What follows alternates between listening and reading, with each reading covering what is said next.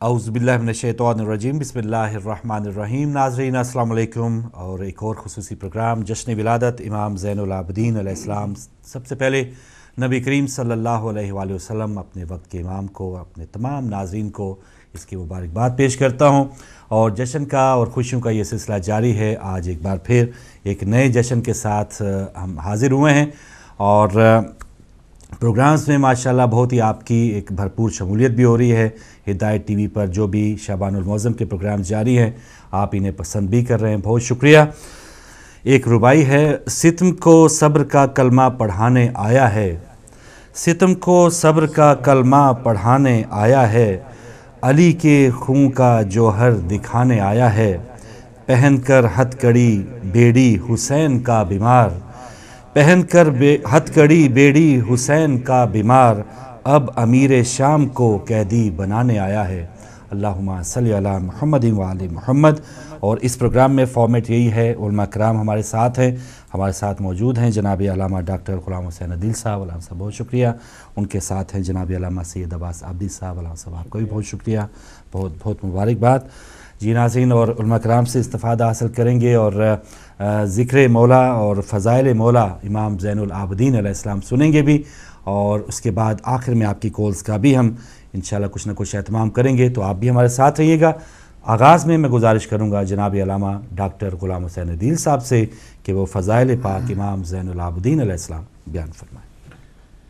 औज़ु बिल्लाहि मिनश्शैतानिर्रजीम बिस्मिल्लाहिर्रहमानिर्रहीम व बिही नस्तईन व हुवा खैरुल मुईन। अल्हम्दुलिल्लाहि रब्बिल आलमीन, अस्सलातु वस्सलामु अला अशरफिल अंबिया'i वल मुरसलीन व अला आलिहि तय्यबीन अत्ताहिरीन अल मासूमीन अल मुंतजबीन। अम्मा बअदु फ़क़द क़ाल अल्लाहु सुब्हानहु व तआला फ़ी मुहकमिल किताबिल मुबीन। बिस्मिल्लाहिर रहमानिर रहीम व कुन मिनस साजिदीन वअबुद रब्बक हत्ता यातियकल यकीन। सदक़ल्लाहुल अलीयुल अज़ीम।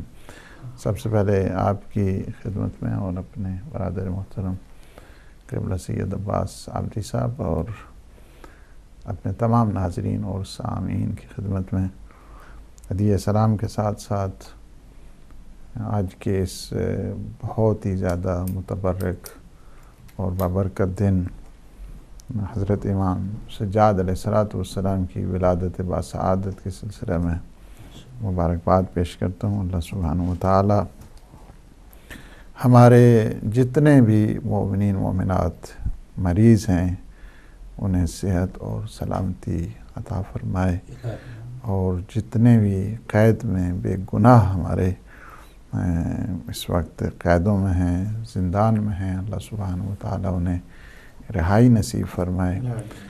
और जहाँ जहाँ पे भी मज़लूम हैं दुनिया के जिस भी ख़ित्ते में और जिसके गोशो किनार में, अल्लाह सुब्हानहु व तआला उन मज़लूमीन की फ़तह व नुसरत अता फ़रमाए।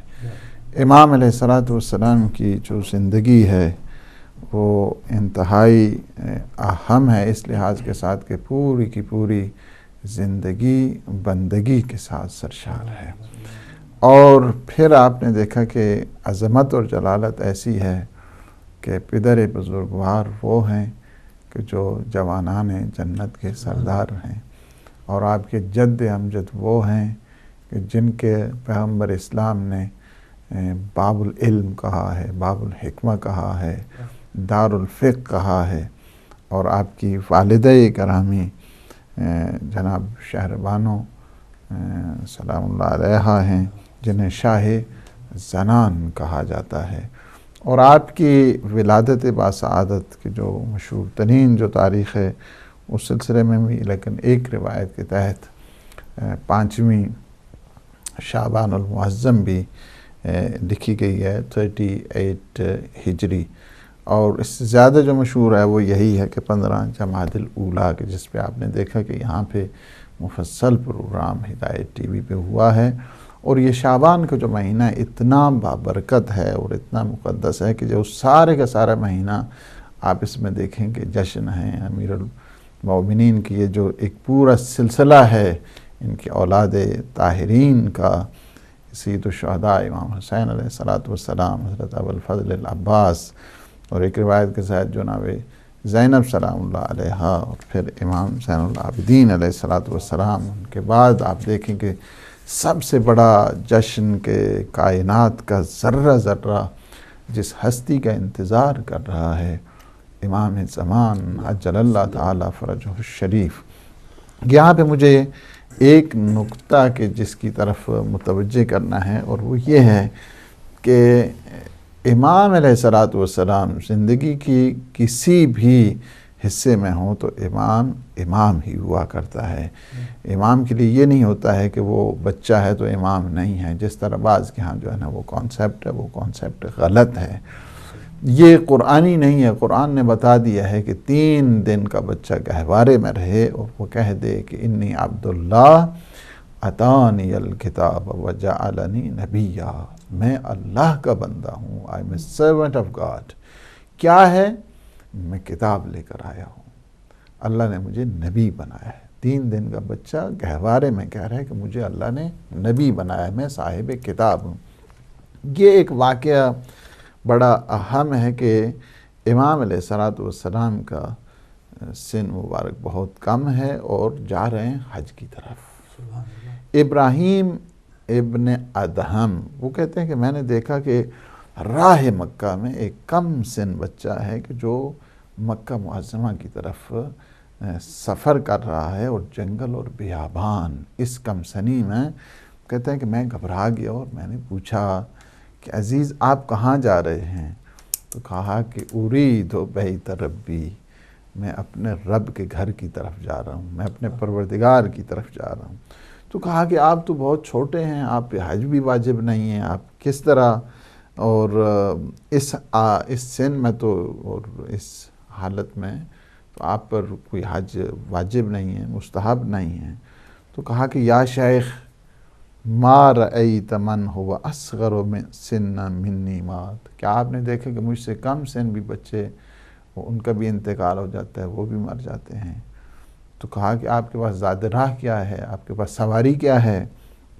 کہا کہ زادی تقوایا، میرا زاد راہ کیا ہے؟ تقوی پروردگار ہے۔ وراحلتی رجلایا، اور میرا آپ کہہ رہے ہیں کہ سواری کیا ہے؟ تو یہ دونوں ٹانگیں میری سواری ہیں۔ وقصدی مولایا، اور میرا ارادہ اور میری منزل اور میرا مقصود میرا پروردگار ہے۔ کہا کہا میں نے عرض کی کہ آپ کے پاس خوراک کہاں پہ ہے؟ کہا کہ یا شیخ حل یستحسن ان یدعوک انسان الی دعوت فتحمل من بیتک الطعام، کیا یہ اچھا لگتا ہے کہ کوئی آپ کو دعوت دے اور آپ وہاں پہ جائیں اور گھر سے پکا کے جائیں، کھانا لے کر جائیں؟ یہ اچھا ہے؟ تو یہاں پہ آپ نے دیکھا کہ امام علیہ الصلوۃ والسلام نے بتا دیا کہ میں اس میزبان کے حضور جا رہا ہوں کہ جہاں پہ یہ چیزیں اٹھا کے جانا جو ہے نا وہ صحیح نہیں ہے۔ پھر میں نے کہتے ہیں کہ عرض کی الذی، پھر میں نے کہا کہ یہ تو بات بالکل صحیح ہے، الذی دعانی، پھر کہا فرمایا کہ جس نے مجھے دعوت دی ہے وہ اپنے گھر کی طرف، ہوا یطعمنی و یسقینی، وہ مجھے کھلائے گا بھی، وہ مجھے پلائے گی بھی۔ میرا اللہ، میرا پروردگار، اس نے مجھے دعوت دی ہے۔ تو میں نے کہا ذرا قدم بڑھائیں، تیز چلیں۔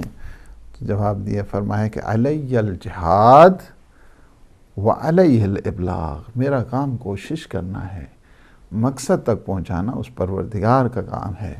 اما سمعت قولہ تعالی، کیا آپ نے نہیں سنا ہے کہ اللہ نے فرمایا والذین جاہدوا فینا لنہدینہم سبلنا، کہ جو ہمارے راستے میں جہاد کرتے ہیں ہم ان کے لیے ان راستوں کو آسان بنا دیتے ہیں، ان کی ہدایت کیا کرتے ہیں۔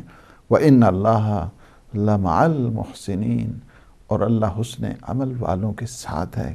کہتے ہیں کہ یہ راوی کہتے ہیں کہ ابھی یہ باتیں ہو رہی تھیں کہ ایسے میں دیکھا کہ ایک نہایت خوبصورت سفید کپڑوں میں ملبوس ایک انتہائی خوبرو جوان وہ سامنے آیا اور نے بچے کو گلے کے ساتھ لگایا اور سلام کیا۔ یہ دیکھ کر کہتے ہیں کہ مجھے تھوڑی اور حیرانگی ہوگی کہ یہ کون ہیں۔ تو اس کے بعد کہا کہ میں جوان کی طرف متوجہ ہوا اور میں نے کہا کہ تجھے اس ذات کا واسطہ جس نے تجھے خوبصورتی عطا کی ہے، مجھے یہ تو بتا دے کہ یہ کم سن کون ہیں؟ تو کہا کہ آپ کو پتہ نہیں، یہ علی ابن الحسین زین العابدین امام سجاد علیہ السلام ہیں۔ اور پھر شہزادے کی طرف متوجہ اور عرض کی آپ کو اپنے آبائے طاہرین کا واسطہ یہ بتا دیجئے کہ یہ جوان کون ہیں؟ فرمایا اما تعرفہ ھذا اخی الخضر یأتینا کل یوم فیسلم علینا، آپ کو نہیں پتہ یہ میرے بھائی خضر ہیں، ہر روز ہمارے پاس آتے ہیں اور ہمیں سلام کیا کرتے ہیں۔ راوی نے کہا کہ میں نے عرض کی کہ آپ کو اپنے آبائے طاہرین کا واسطہ اتنا بتا دیں کہ آپ بغیر خوراک کے اس بیابان میں کس طرح سفر کریں گے؟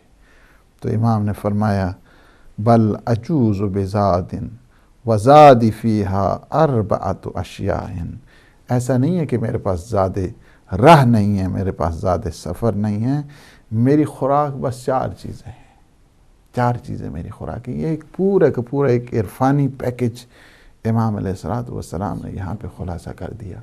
اور یہاں پہ آپ نے دیکھ لیا ہے کہ جو بڑے بڑے اس وقت بھی حضرت خضر موجود ہیں کہ جتنے بھی بحری مسائل ہوا کرتے ہیں اب امام زمانہ جل اللہ تعالی فرج و شریف کے ساتھ ہیں، اور یہ سارے فرمائے کہ ہر روز میں ہمارے پاس آتے ہیں، یہ سارے کے سارے یعنی امام زمان اجل اللہ تعالی فرج و شریف کی یہ سارے کے سارے خدمت گزار ہوا کرتے ہیں، ہر روز آتے ہیں اور سلام کرتے ہیں۔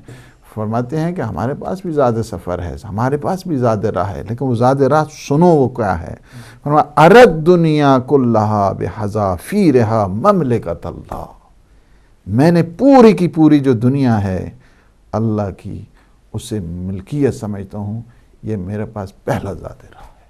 پوری کی پوری اللہ سبحانہ و تعالیٰ کی جتنی ہے یہ کائنات، یہ مملکت پروردگار ہے، یہ گورنمنٹ آف گاڈ یعنی اللہ سبحانہ و تعالیٰ کی ہے۔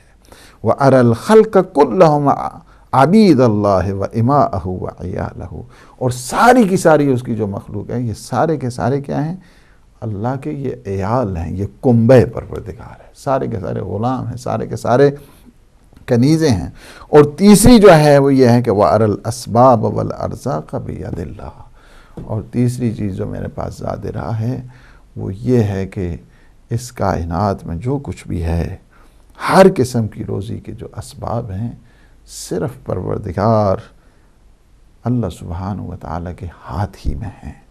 وَأَرَى قَضَاءَ اللَّهِ نَافِذًا فِي كُلِّ أَرْضِ اللَّهِ، اور چوتھی یہ ہے کہ روئے زمین پر صرف اسی کا حکم چلتا ہے، یہ ہے میرے پاس زیادہ راہ۔ اس کے بعد راوی کہتا ہے یہ سن کر کہتا ہے بے ساختہ انداز کے ساتھ آپ کے پاس کتنی اچھی زیادہ راہ ہے اے عبادت گزاروں کی زینت، آپ سے بڑھ کر تو کسی، آپ اس زیادہ راہ سے دنیا کا سفر کیا، یہ تو آخرت کے کئی بیابان بھی سر ہو سکتے ہیں جو آپ کے پاس زیادہ راہ موجود ہے۔ تو یہاں سے آپ نے یہ اندازہ لگایا ہے کہ جو معرفت اور عرفان اور جو عقیدت پروردگار اور جو عقیدہ الہی ہے اس کی طرف متوجہ کیا، اور توکل علی اللہ، اللہ سبحانہ و تعالیٰ، trust and total reliance in God, Allah سبحانہ و تعالیٰ پہ مکمل اعتماد، دنیا کو نہیں دیکھو بلکہ اللہ سبحانہ و تعالیٰ کے جو الطاف ہیں، لطف ہیں، جب تمہاری نگاہیں وہاں پہ ہوں گی تو تمہیں کسی چیز کی کوئی پریشانی نہیں ہوگی۔ اور یہ بھی بتا دیا کہ جب آپ اللہ کی طرف جائیں گے تو اللہ خود مسبب الاسباب ہے، وہ تمہارے لیے اسباب کو پیدا کر دے گا۔ اور پھر یہ بھی بتا دیا کہ کائنات کی ہر شے ہم وہ ہیں کہ جن کے تابع چلا کرتی ہے۔ اور یہی چیز ایک بہت بڑا جو سلسلہ ہے، میں یہ سمجھتا ہوں کہ اگر آپ اس صحیفہ سجادیہ کی جو پہلی دعا ہے کہ جو ائمہ معصومین کے اپنے لیے ہے، اور اس میں جہاں بھی یہ فرماتے ہیں کہ الحمدللہ الذی اختار لنا محاسن الخلق واجرى علینا طیبات الرزق وجعل لنا الفضیلۃ بالملکۃ علی جمیع الخلق فکل خلیقتہ منقادۃ لنا بامرہ واغلق باب الحاجۃ الا الیہ فکیف نطیق حمدہ ام متی نؤدی شکرہ لا متی۔ ساری حمد و ستائش اس پروردگار کے لیے ہے کہ جس نے کائنات کی ہر خوبی اس نے ہمیں عطا کی ہے، اس نے ہمیں رزق طیب عطا کیا ہے، کائنات کی ہر شے کو ہمارا تابع بنا دیا ہے اور دنیا کے ہر دروازے کو بند کر دیا، فقط ایک دروازہ اپنا ہمارے لیے کھلا رکھا۔ فکیف نطیق حمدہ ام متی نؤدی شکرہ۔ جب تو نے کائنات کی ہر خوبی عطا کی ہمیں، جب کائنات کی بہترین چیزیں تو نے ہمیں عطا کی، رزق طیب تو نے ہمیں عطا کیا، کائنات کی بہت ساری کی ساری مخلوقات کو ہمارے تابع قرار دیا اور کسی غیر کے سامنے ہمیں جھکنے نہ دیا، اب ہم تیری کس طرح حمد کریں، اب ہم تیری کس طرح شکر ادا کریں؟ لا متی، نہ تیری حمد ہو سکتی ہے نہ تیرا شکر ہو سکتا ہے۔ یہی اظہار عبودیت کا نام ہی حقیقت میں عبادت ہے کہ جس امام کو زین العابدین علیہ السلام کہا جاتا ہے۔ عبادت گزاروں کی زینت، ہر نعمت پر جو سجدہ پروردگار کرے، سید الساجدین۔ جب سلو کراتے تھے سجدہ پروردگار کرتے تھے، جب کوئی نعمت دیکھتے تھے سجدہ پروردگار کیا کرتے تھے۔ یہ شان ہے اور یہ بتا دیا۔ سب سے پہلی جو تسبیح دیکھتے ہیں، یہ جو آپ تسبیح پڑھتے ہیں جو خاک کربلا کی، یہ سب سے پہلی امام سجاد علیہ السلام نے بنائی ہے، اس وجہ سے کہ ان کی مادر گرامی سیدہ سلام اللہ علیہ نے حضرت حمزہ سید الشہداء کی اس خاک جو قبر کی مٹی سے پہلی تسبیح بنائی، اور بیٹے نے اپنے بابا کی سید الشہداء کی قبر اطہر سے جو پہلی تسبیح، آپ جسے خاک شفا کہتے ہیں، امام سجاد علیہ السلام نے بنائی۔ آج کا دن حقیقت میں اس لحاظ کے ساتھ بھی ہے کہ ہمیں یہ دیکھنا ہے کہ ایک بہت بڑا جو سرمایہ علمی کہ جسے صحیفہ سجادیہ، میں سمجھتا ہوں کہ قرآن کے بعد کہ جس کی اہمیت اور افضلیت کو اگر آپ نے دیکھنا ہے کہ ایک امام خود لکھوار املا کرا رہے ہوں، دوسرے امام لکھ رہے ہوں اور تیسرے امام اس پہ شاہد ہوں، اس کو کہتے ہیں صحیفہ مبارک سجادیہ۔ اور امام علیہ السلام کے اتنا عظیم تحفہ کہ جو ہمارے ہاتھوں میں آج ہے، اور اس کو کافی دفعہ مختلف قسم کے حادثات سے بچا کے اس محفوظ کر کے اس امت کے حوالے کیا۔ اور یہ جو زبور آل محمد ہم کہتے ہیں، یہ ہمارا نام نہیں ہے، یہ جامعۃ الازہر کے بڑے بڑے مفتیوں نے اس کا نام رکھا کہ کلام ایسا ہے کہ بندوں کا نہیں، خالق کا کلام لگتا ہے، بندے کی زبان پر ہے۔ سبحان اللہ، جزاک اللہ۔ ناظرین، گفتگو آپ نے سنی جناب علامہ ڈاکٹر غلام حسین عدیل صاحب، فضائل امام زین العابدین علیہ السلام۔ مختصر وقت ہے، اس میں بیان فرما رہے تھے۔ ایک خوبصورت ربائی پیش خدمت ہے کہ مظہر ہیبت یزداں امام سجاد، مظہر ہیبت یزداں امام سجاد، دین احمد کے نگہبان امام سجاد، قلب یاسین ہے طٰہٰ ہے، قلب یاسین ہے طٰہٰ ہے وہ ابن حیدر، قلب یاسین ہے طٰہٰ ہے وہ ابن حیدر، شوکت سورہ رحمان امام سجاد، شوکت سورہ رحمان امام سجاد۔ اللہم صلی علی محمد وآل محمد۔ اور ناظرین، اب میں ذکر امام زین العابدین علیہ السلام کے لیے گزارش کروں گا جناب علامہ سید عباس عابدی صاحب سے۔ بسم اللہ۔ اعوذ باللہ من الشیطان الرجیم، بسم اللہ الرحمن الرحیم، وبہ نستعین وہو خیر ناصر ومعین، الحمد للہ رب العالمین، وصلی اللہ علی سیدنا سید الانبیاء والمرسلین، حبیب الہ العالمین، ابی الزہراء محمد واہل بیتہ الطیبین الطاہرین المعصومین۔ اما بعد، قال اللہ الحکیم فی کتابہ الکریم، بسم اللہ الرحمن الرحیم، وَاعْبُدْ رَبَّكَ حَتَّى يَأْتِيَكَ الْيَقِينُ۔ صدق اللہ العلی العظیم۔ سب سے پہلے آپ کی خدمت میں اور برادر بزرگوار قبلہ ڈاکٹر غلام حسین عدل صاحب کی خدمت میں اور ہمارے تمام ناظرین و ناظرات کی خدمت میں محبت بھرا سلام بھی عرض کرتے ہیں، ساتھ ہی ساتھ ہدیہ تبریک و تہنیت بھی۔ ماہ شعبان المعظم خوشیوں سے بھرا اور سرشار مہینہ ہے، اس میں کربلا والوں کی باری باری ولادت ہوئی ہے، اور آج کی جو مناسبت ہے اس کی بھی خاص کر ہم مبارکبادی پیش کرتے ہیں امام زمانہ عجل اللہ تعالیٰ فرجہ شریف کی خدمت اور اب تمام ناظرین و ناظرات کی خدمت میں امام زین العابدین علی ابن الحسین علیہ السلام فضائل کا کچھ گوشہ ہمارے ناظرین نے اور ہم نے سنا۔ دوسرا اس کا رخ یہ ہے کہ آپ کی زندگی، اگرچہ ہر معصوم کی زندگی عصمت و طہارت کے ساتھ ہی چلتی ہے، لیکن آپ کو معصومین کے درمیان زندگی کا شرف حاصل ہے۔ آپ 2 سال کی عمر تک مولا علی علیہ السلام کے اس عظیم سائے شفقت و محبت میں پروان چڑھے۔ اس کے بعد امام حسن مجتبیٰ علیہ السلام کے ساتھ آپ کی تقریباً 10 سالہ شفقتوں سے بھری زندگی گزری، اور پھر آپ کے والد ماجد کے ساتھ بھی آپ تقریباً 11 سال زندگی بسر کرتے رہے۔ تو آپ ذرا دیکھیے کہ امام اول، امام دوم، امام سوم، تینوں اماموں کی آپ کو مہر و محبت نصیب ہوئی ہے، اور آپ ایک اس طہارتوں اور عصمتوں کے درمیان زندگی بسر کرتے رہے ہیں۔ آپ کی چند خصوصیات ہیں۔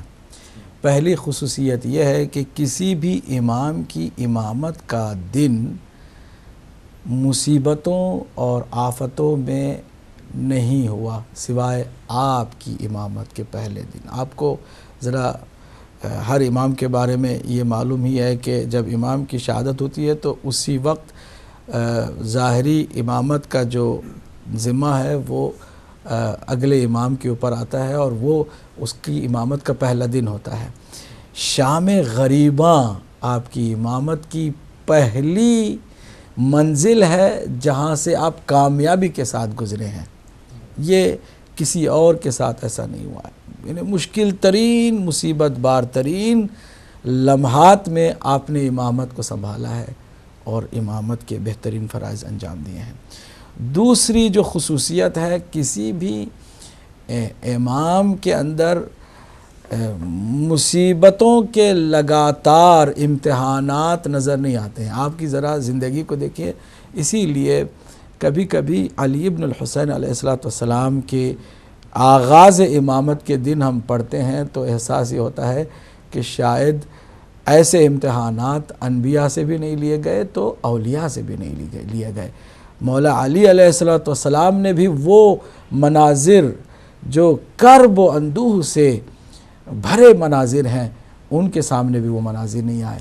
اور پھر امام حسن مجتبیٰ کے لیے بھی، امام حسین علیہ السلام بھی مصیبتوں کا امام ہے، لیکن وہ مناظر جو آپ نے اپنی نگاہوں سے دیکھے اور صبر کی انتہا کر دی۔ آپ نے صبر کا ایسا عجیب و غریب مظاہرہ فرمایا ہے کہ کہیں آپ کی مثال نہیں ملتی ہے۔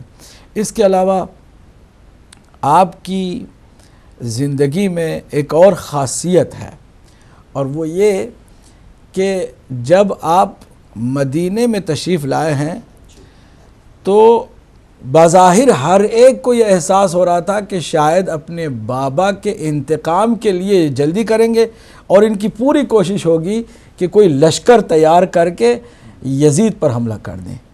آپ نے لوگوں کی تمام تر فکروں کے برعکس عمل کیا، اور اس تدبیر کو اور اس حکمت کو اپنایا کہ جو الہی اس منشور کے عین مطابق تھی کہ ظالم کو خدا ضرور ذلیل کرے گا، لیکن میں جو سہارا لینے جا رہا ہوں، جب اللہ نے یہ فرما دیا ہے کہ وَمَا يَزِيدُ الظَّالِمِينَ إِلَّا خَسَارًا، ظالموں کو کچھ ہاتھ آنے والا نہیں سوائے مزید خسارے کے، انہیں کچھ ملنے والا نہیں ہے۔ اللہم اشغل الظالم بالظالم، آپ کی دعا کا بہت حسین جملہ کہ پروردگار اب تو ظالم کو ظالم سے لڑا دے۔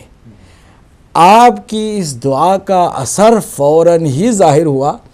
بنو امیہ اور بنو عباسیہ کے درمیان زبردست رسا کشی ہوئی، اور آپ کے فرزند امام محمد باقر اور پھر آپ کے پوتے امام جعفر صادق علیہ السلام کو ایسا موقع اللہ سبحانہ وتعالیٰ نے عطا فرمایا کہ جو اس سے پہلے کسی کے لیے بھی میسر نہیں تھا، اس کے بعد بھی کسی کے لیے میسر نہیں ہوا۔ تو یہ آپ کی خصوصیات میں سے ہیں۔ آپ کی زندگی میں آپ نے 6 حکمرانوں کے دور دیکھے۔ آپ نے یقیناً اپنے دادا کو معاویہ کے ساتھ برسر پیکار دیکھا، پھر امام حسن کے ساتھ جو معاویہ کا رویہ تھا وہ دیکھا، صلح کا وہ منظر آپ نے دیکھا۔ آگے پھر یزید آ گیا، یزید نے اپنے بابا سے مطالبہ کیا بیعت کا، اور انکار کرنے میں آپ بھی برابر وارث ہیں، پیش رہے۔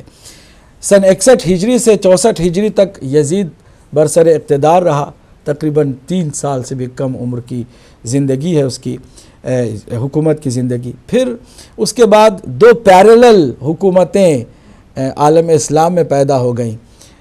مکے میں عبداللہ ابن زبیر نے اپنی حکومت قائم کر لی، اور وہ تقریباً 12 سال وہاں پر مستقل حاکم رہا، جبکہ یزید کے بعد معاویہ ابن یزید چند مہینوں کے لیے آیا، اور اس کو بھی ایک عجیب و غریب انداز سے قتل کر دیا گیا، اور اس کی جگہ پر مروان بن حکم آ گیا۔ مروان بن حکم بھی زیادہ دیر تک نہیں رہ سکا، 9 مہینے کی اس کی ٹوٹل حکومتی زندگی ہے۔ اس کے بعد ملک بن مروان اس کا جو بیٹا تھا وہ آ گیا۔ سن 65 سے لے کے 86 تک وہ حکمران رہا۔ پھر ولید بن عبد الملک جو عبد الملک کا بیٹا ہے وہ آ گیا، اور آپ کی شہادت کے جو اسباب مہیا ہوئے نا وہ اسی ولید بن عبد الملک کے زمانے میں ہوئے۔ تو یہاں پر جہاں علم و ہیبت کی بات ہے، آپ نے جو مصرع پڑھا نا، مظہر ہیبت یزدان امام سجاد، اس ہیبت کو اگر دیکھنا ہو تو اس واقعے کی طرف ہر ایک کو متوجہ ہونا ہوگا کہ حشام بن عبد الملک جو ہے وہ وہی عبد الملک کا ہی بیٹا ہے، ولید کا بھائی ہے، لیکن گورنر بنا ہوا ہے یہاں پر۔ وہ آیا حج کرنے کے لیے، اور حشام بن عبد الملک کے ساتھ جو سپاہی تھے بڑے بڑے نیزوں کے ساتھ لوگوں کو ہٹا رہے ہیں کہ بھئی حجر اسود کا جو ہے یہ بوسہ لینا چاہتے ہیں، ذرا ہٹو۔ لوگ ہٹتے نہیں ہیں، اجتحام ہوتا ہے اور بہت زیادہ بہرحال مجمع ہوتا ہے، اس مجمع کو ہٹانا آسان بھی کام نہیں ہوتا۔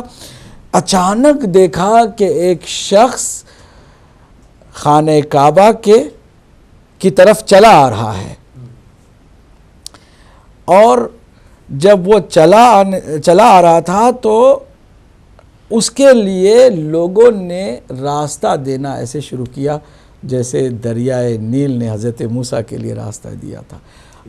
لوگ چھٹتے چلے گئے، راستہ بنتا چلا گیا، نہ کوئی دربار ہے، نہ کوئی سپاہی ہے، نہ کوئی نیزہ ہے، نہ کچھ ہے۔ ہیبت امام چہارم امام سجاد علیہ السلام کا عالم، اور وہ بھی کس مقام پر؟ دنیا کے مرکزی مقام پر، کائنات میں جو مرکزی نقطہ ہے نا وہ ہے خانہ کعبہ۔ وہاں پر ہیبت کو اللہ نے امام سجاد کے ظاہر کر کے دنیا پر واضح کر دیا کہ جسموں پر حکومت کرنا تو بہت آسان ہے، ذرا دلوں پر حکومت کر کے دکھاؤ۔ دیکھو میرا نمائندہ، میری حجت، میری طرف سے منتخب خلیفہ، وہ دیکھو کس عظمت و جلالت کا مالک ہے، وہ کس ہیبت کے ساتھ آیا ہے۔ اب اس ہیبت کا اندازہ کیا کوئی کر سکتا ہے کہ جب لوگوں نے راستہ دینا شروع کر دیا اور آسانی کے ساتھ امام سجاد علیہ السلام نے حجر اسود کا بوسہ لیا، تو کسی نے شرارتاً یا ایسے ہی واقعاً بھی جانتا نہیں تھا یا کوئی شرارت ہی کرنا چاہتا تھا، چپکے سے حشام کے کان میں ایک سوال رکھا، یہ ہے کون کہ آپ کے لیے تو نیزوں کے سہارے لیے گئے، ہٹایا گیا لوگوں کو، یہ کون ہے کہ آتا ہے تو لوگ خود بخود راستہ دیتے چلے جاتے ہیں، اور بڑی عظمتوں اور ہیبتوں کے ساتھ آیا ہے کون؟ جانتا تو تھا حشام، لیکن اس نے حسد کی بنیاد پر یہ کہہ دیا میں نہیں جانتا کون ہے۔ اب حشام کے ساتھ ہمیشہ شاعر جو ہے چاپلوسی کرنے کے لیے ہوا کرتے تھے. تو فرزدق بھی درباری شاعر تھا، فرزدق شاعر تھا، درباری شاعر تھا، لیکن اس کے اندر کہیں نہ کہیں ایمان کی حرارت تھی. وہ ایمان کی حرارت اچانک جوش میں آ گئی اور اس حرارت کی وجہ سے اس نے فی البدیہہ ایک قصیدہ کہہ ڈالا امام زین العابدین علیہ السلام کی شان میں. کہا تم نہیں جانتے ہو کہ یہ کون ہے؟ سنو میں بتاتا ہوں کہ وہ کون ہے.